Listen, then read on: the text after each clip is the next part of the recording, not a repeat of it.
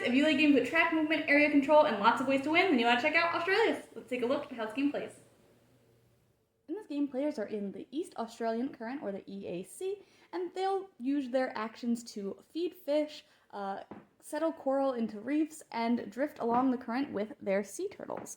Each turn, the active player will select one of the available dice, which will give them access to different actions. The white dice can get them some points as well as some cards, which they can use to either immediately discard them and take the action that is on the card. So in this case, I would get one fish, or I can put it under my board so that every time in the future that I take a white die in this case, I will get that one fish. And you can have up to 3 different cards in each of your slots there, so you can potentially combat a lot of different actions. The yellow dice, again, can get them some points potentially, depending on how they roll, and will also get them some fish. So if I took that 2 fish die there, I would just collect 2 fish over here. And the food cube up here tells me how many fish at the end of each round that I am able to feed to get a certain number of points. The blue dice will let me move my sea turtle along the East Australian Current. So I might go ahead and move 4 spaces here, or 5 spaces there. And then I will be able to, depending on where my turtle is, I'll be able to put different coral in different areas. If I have that action available, I can earn some points at the end of each round for where the sea turtle is, based on the number that's underneath.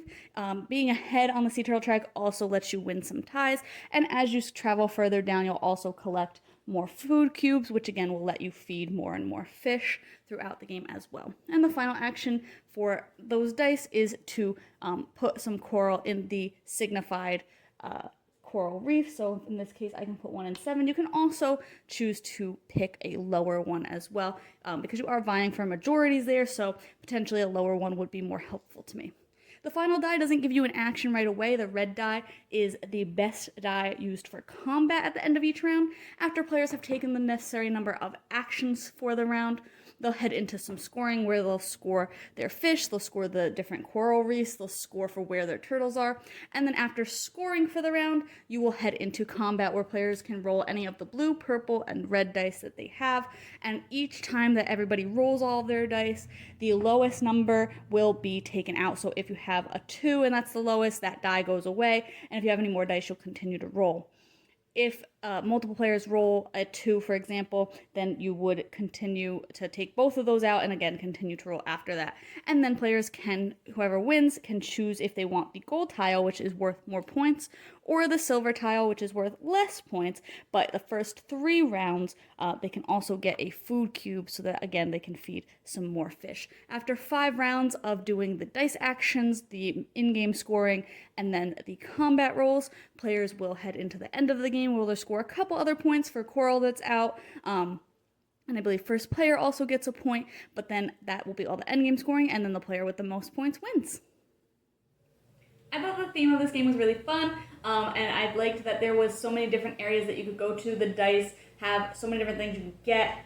The ability cards to keep on using those throughout the game, but if you're doing that, you don't have dice that you can combat with later in the round, which is an interesting kind of balance. There's just so many things that you can kind of collect, like the track movement, collecting the fish, putting out your coral for the area majorities. There's so many different paths you can take, and I have seen people kind of take certain paths and get way higher scores than others, but I've also seen people take different paths and be very competitive, very close scoring. I just think that you can kind of try different things in this game, and there are many paths to victory, and I really like that. I like that it's not, oh, I have to focus on combat if I want to win.